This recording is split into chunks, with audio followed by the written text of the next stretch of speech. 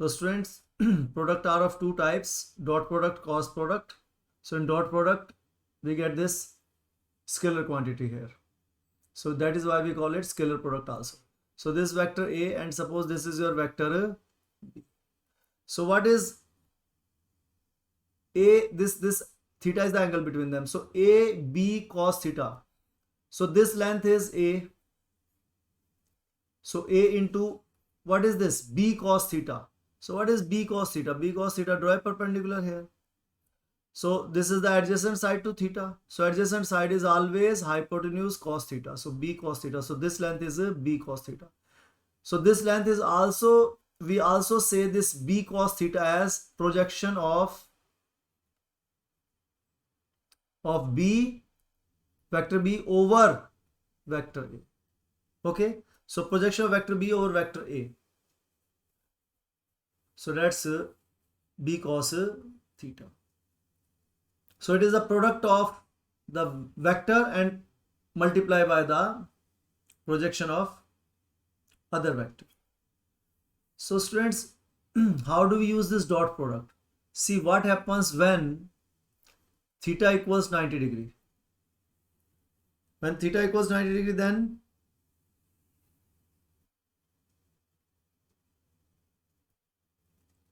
what will be A dot B? 0. Yes. A dot B will be 0. Okay. And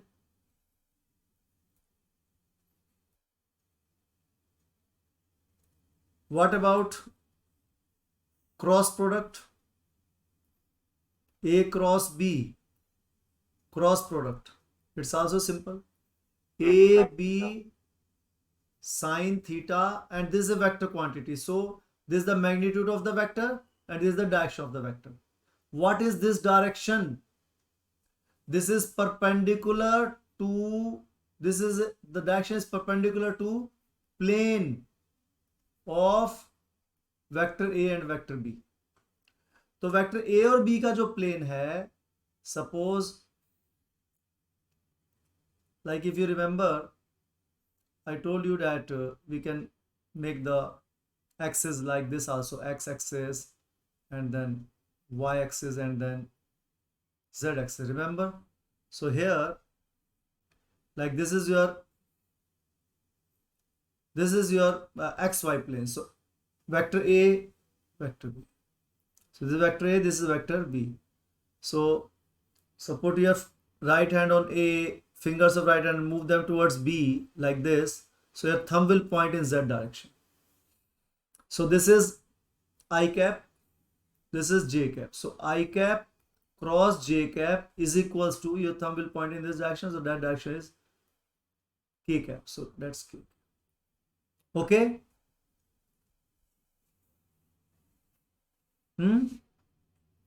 Yes, sir. And here, if you have I dot J, what will you get? Here the theta is 0.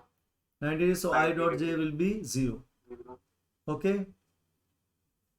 So here, this is this is unit 1 unit into sine 90 is 1, and you get this. So here, what happens if theta equals to 0 degree or 180 degree? So parallel or anti-parallel. So what will be the cross product? 0. AP.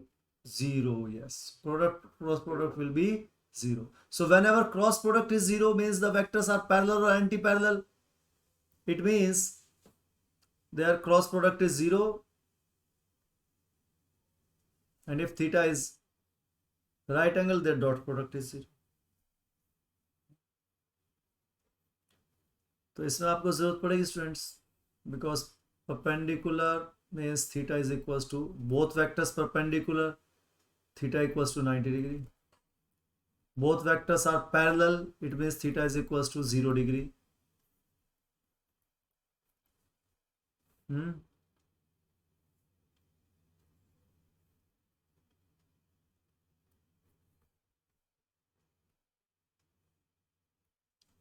So how we are going to do this question? A particle moves such that its position vector r is omega t I cap cos omega t I cap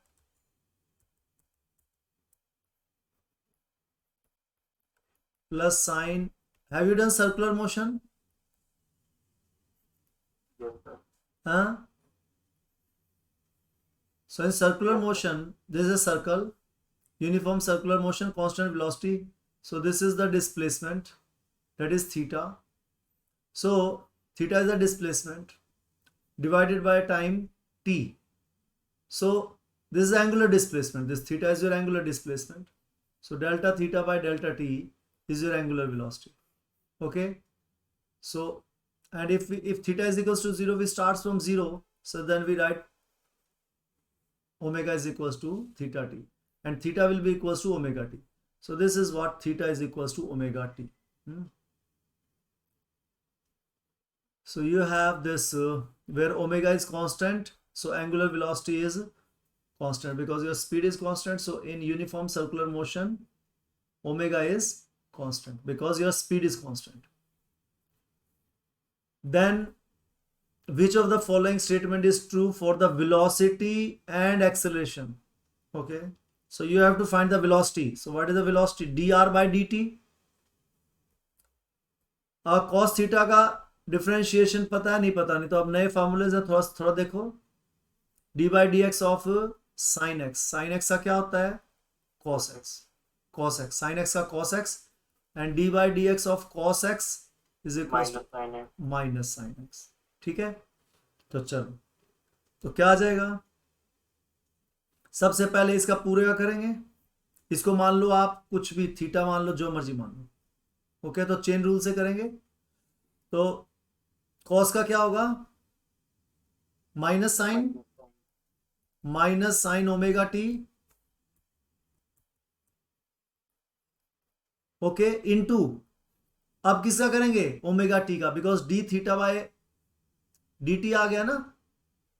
पहले तो कैसे किया हमने इसको? हमने किया इसको D R by D theta, तो विद रिस्पेक्ट टू थीटा किया, तो कॉस थीटा का क्या होगा? Sine theta. अब किससे करेंगे? D theta by D T. अब जो आपने जो थीटा माना, थीटा क्या माना आपने? Omega T. अब ओमेगा टी का करो फिर, तभी तो आपको मिलेगा D R by D T. Yes और नो? Yes. चेन रूल क्या बोलते हैं इसको?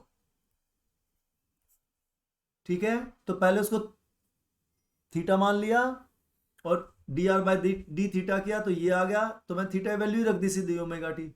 ओके, एंड देन फिर ओमेगा टी का क्या करेंगे? ओमेगा टी का क्या हो जाएगा? टी टी, क्योंकि ओमेगा कांस्टेंट है, तो this is just like 2t. तो 2t का क्या होगा? 2. Okay, Yes. आई कैप. और अब इसी तरह साइन का आ जाएगा. साइन का क्या होगा? Cos omega t into omega j cap.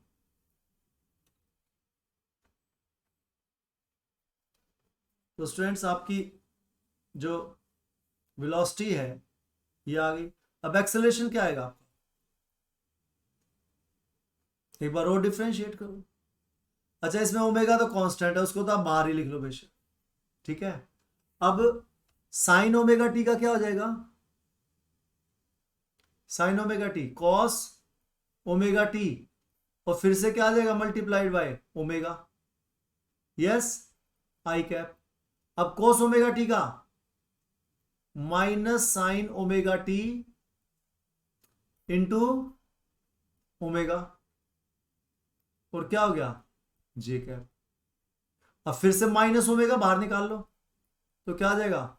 Minus omega square. Minus बाहर निकाल लिया आपने, एक ओमेगा पहले से ही था, एक ओमेगा और निकाल ले, माइनस बाहर निकाले, तो अंदर क्या आ गया? Cos omega T plus cos omega T I cap plus sign omega T J cap. और स्टूडेंट्स, ये क्या है? Cos omega T I cap plus cos omega T J cap. Position vector है तो आपका लिख सकते नहीं लिख सकते? Yes, sir. ये students this is most important derivation. ये डेरिवेशन है SHM की, सिंपल हार्मोनिक मोशन की। ये आपकी आएगी last second chapter of class 11th। Okay, but this is very important. तो यहाँ पे क्वेश्चन था हमारा, तो हमने इसको किया है। तो एक्सेलरेशन हमारे पास आ गई, तो वेलोसिटी आ गई और एक्सेलरेशन आ गया हमारे पास। नाउ क्या दे रखा, V is perpendicular to R and A is directed away from the origin.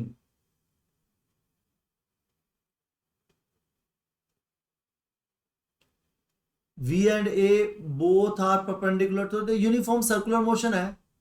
तो यूनिफॉर्म सर्कुलर मोशन में क्या होता है, ये यही बताना आपको। समझ रहे हैं?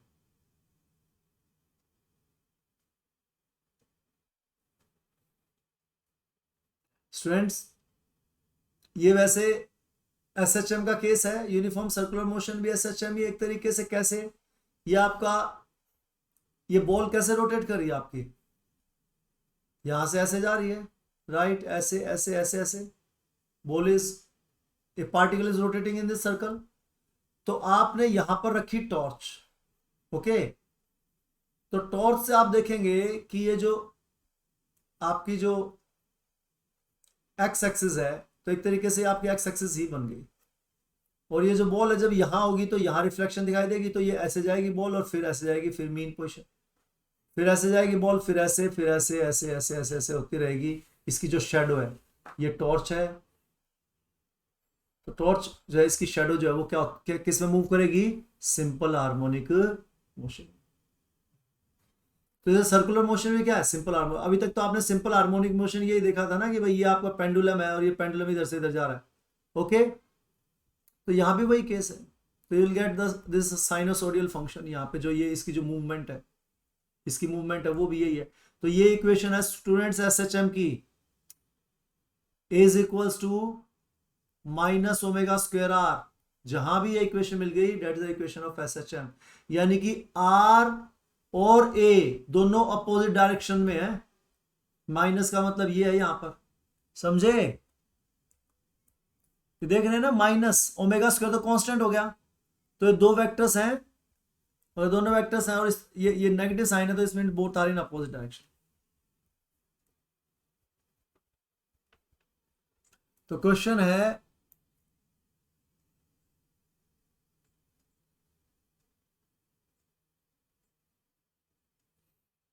इनमें से कौन सी बात ठीक है। तो क्या डायरेक्शन होती है सर्कुलर मोशन में, और यहां पे SHM है।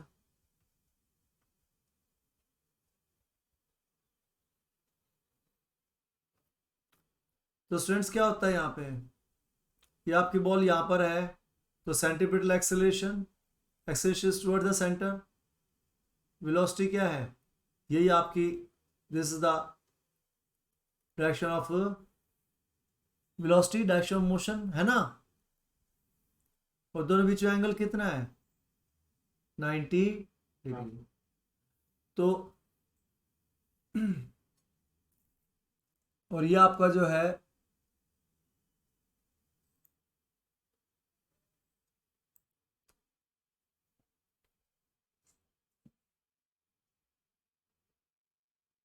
तो V is perpendicular to R and A is directed away from the origin। तो ये आपका अगर ओरिजिन है तो A डायरेक्टेड टुवर्ड्स ओरिजिन है या अवे फ्रॉम ओरिजिन है,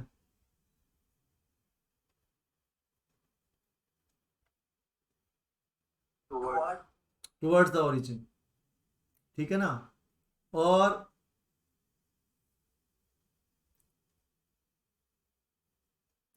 अब एक बात था, ये आपका पोजीशन थी ना इस टाइम पार्टिकल की, तो पोजीशन वेक्टर क्या था आपका, यहां से ये ओरिजिन है, तो यहां से पोजीशन वेक्टर क्या था आपका ये।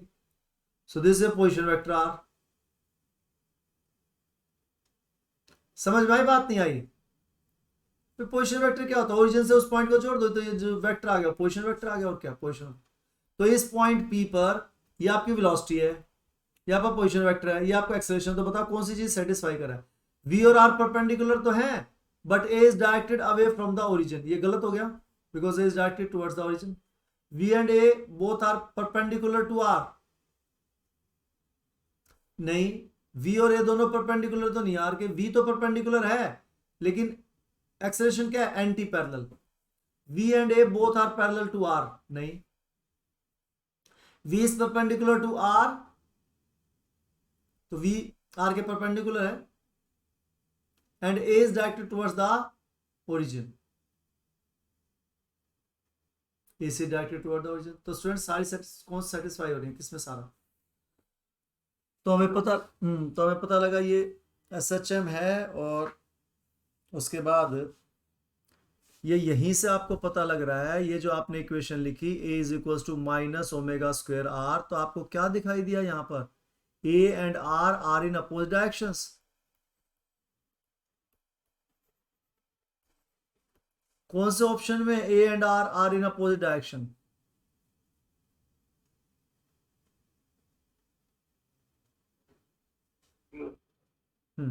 हाँ, ये आपके A और R अपोजिट डायरेक्शन हो गए यहाँ पे, तो इसी में आएगा ये. A is directed towards the origin and V is perpendicular to. तो V is perpendicular to R, तो V डॉट R निकाल के देख सकते हो. A और R अपोजिट डायरेक्शन में तो है, और V डॉट R बताना क्या आएगा? ये आपका V, और ये क्या है? R गिवन है ना. V डॉट R क्या आएगा स्टूडेंट्स यहाँ पे? 0. हाँ, V डॉट R, तो V है आपका minus omega sine omega T I cap plus omega cos omega T J cap. हाँ, ये 0 आना चाहिए जिससे कि आपका आंसर ठीक हो. चेक कर लो इसको. Dot R cos omega T I cap plus sign omega T J cap. Okay, तो स्टूडेंट्स सिंपल जैसे हम मल्टीप्लाई करते हैं, ऐसे ही अब आप बताओ आई डॉट आई कैप क्या होता है? 1. हाँ, I square, that is 1 square. Yes, in very good. magnitude. तो इनका दोनों के मैग्नीट्यूड को मल्टीप्लाई करेंगे. इसका मैग्नीट्यूड भी क्या है? 1. इसका मैग्नीट्यूड क्या है? 1. And cos of angle between them, so cos 0 क्या होता है? 1. तो ये क्या हो गया? 1.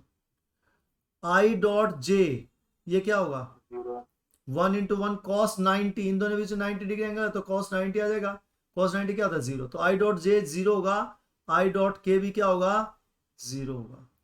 ओके, तो देखो ये आई को एक टर्म आएगी, आई को आई से मल्टीप्लाई करेंगे, तो आई डॉट आई क्या हो जाएगा? 1. तो मैग्नीट्यूड को सिंपली मल्टीप्लाई कर दो, तो क्या आ जाएगा? Minus omega sine omega T cos omega T.